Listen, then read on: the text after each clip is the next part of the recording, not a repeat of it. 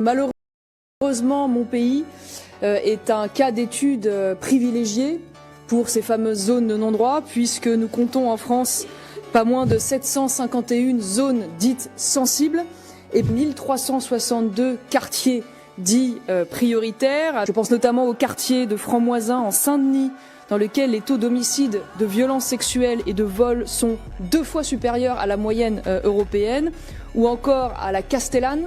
La Castellane, c'est un quartier nord de Marseille où le taux d'homicide y est quant à lui 8 fois supérieur à la moyenne européenne. Le taux de pauvreté n'est ni une condition suffisante, ni une condition nécessaire au développement de ces zones de non-droit. Les paramètres qui induisent le développement de ces zones de non-droit, deux facteurs que l'on pourrait considérer comme politiquement incorrects à évoquer, que sont l'immigration et que sont l'islamisation. Dans ces quartiers, la part de population étrangère est 2 fois supérieure au moins à la moyenne européenne.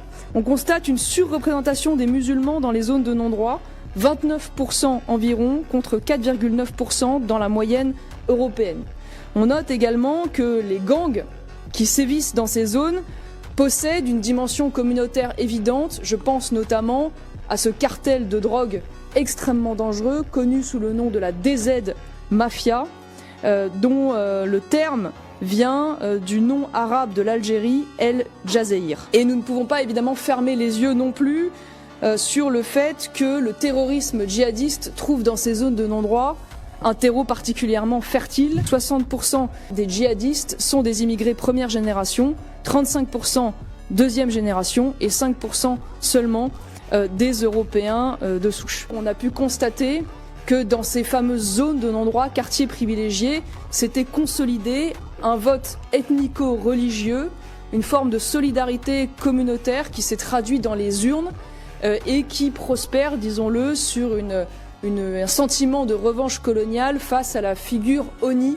de l'Européen de souche. Ces zones de non-droit ne sont pas simplement une menace sur le plan évidemment sécuritaire et culturel, mais aussi sur le plan démocratique, puisque bien souvent, à travers ces victoires communautaires, s'installe derrière cela un clientélisme religieux et pas loin de cela, malheureusement, bien souvent, des infiltrations djihadistes. Le constat est affligeant. Que devient notre France avec ces zones de non-droit, gangrenées par les trafiquants, la délinquance et des profiteurs de notre modèle social sans y contribuer, bien sûr? De plus, ne pas faire le lien avec l'immigration massive, mal gérée et voulue par une partie de la gauche, dont les conséquences nous explosent aujourd'hui au visage, est suicidaire.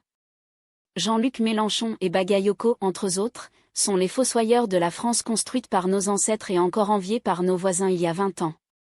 Stop, reprenons notre destin en main. À bas les idéologies destructrices, et revenons simplement à la notion de bon sens. Françaises, Français, en 2027, redonnons de l'éclat à notre France.